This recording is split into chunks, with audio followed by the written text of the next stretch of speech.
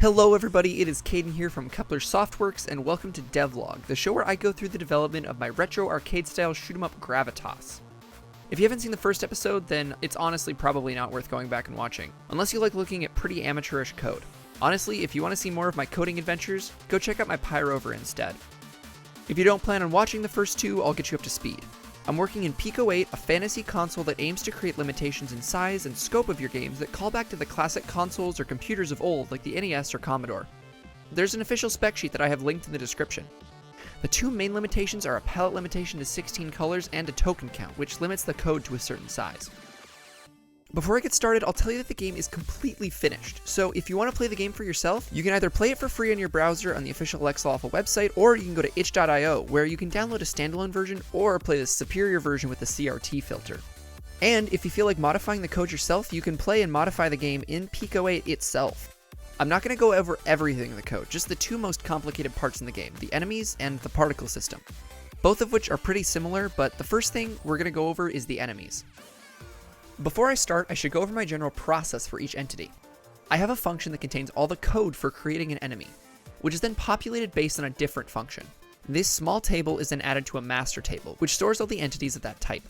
There's then a logic function, which handles all the math for that particular type of entity. Okay, let's go on to the enemies. The enemies are each stored into a table, which has several variables that store important values.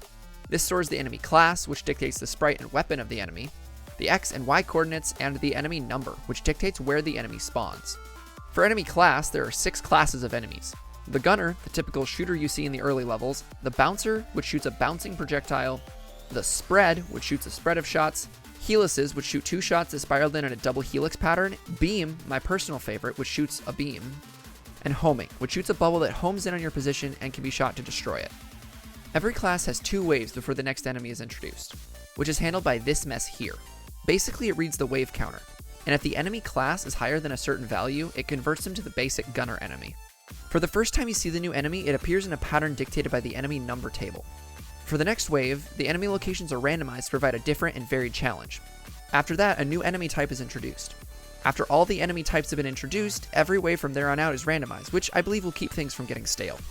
This is actually the reason enemies fly down from the top of the screen at the beginning. If they were on screen, they would appear as all the different classes, and then suddenly change to the classes dictated by the wave you're on.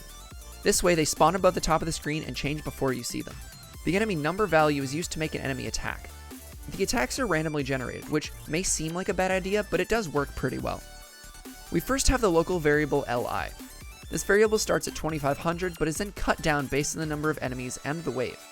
This increases the likelihood of the enemy to fire. Li is then used as a maximum value in a random number generator that feeds into another local variable called laser C. The game then checks every frame to see if laser C matches any enemy number that currently exists in the enemies table, and if so, it fires a projectile based on the enemy's class. The enemy number value is deleted when the enemy is destroyed, so we never have to worry about an enemy that doesn't exist firing a projectile. Enemy spawns are controlled by a trio of tables that store all the initialized enemy values: enemy XS, enemy YS, and enemy class. Enemy XS and enemy YS have each of the enemy's X and Y coordinates in order, so the first value in the table is for enemy number 1, and so on. When spawning the enemies, these values are plugged in according to how many enemies currently exist. Enemy class is a third table that works on the same mechanism, and basically assigns a class to each position that an enemy can spawn in. This table only applies to the few waves that introduce a new enemy, but it provides structure for the early game and provides that you will see the new enemy on your first wave that you can see that enemy. The enemy number value is plugged into this function called enemy spawn logic, where it basically says how many enemies are there. Then add 1 to that value and get whatever value is at that spot in the tables. The adding 1 step is important because in Lua, tables start at value 1, so in this case you would get a ghost enemy at 0, 0 as it tries to cope with you plugging in a non-existent value. That's the basic overview of the enemies. Now onto my favorite part of the code, the particle engine. This engine powers the star effect in the background and the explosions. The particle engine is based on what else? A table. As is the case with everything else, each individual table is added to a master table. And what does each individual table include? Obviously the X and Y values, but it also includes a velocity value for both X and Y. These values control how fast and towards which direction the particles move. There's also a color value which controls which color the particle is, and finally particle light. This value controls how many frames the pixel is on screen for. Thanks to the spawn function, I can plug different values into this table to create various different particles. I do this with the function death, which generates a typical explosion.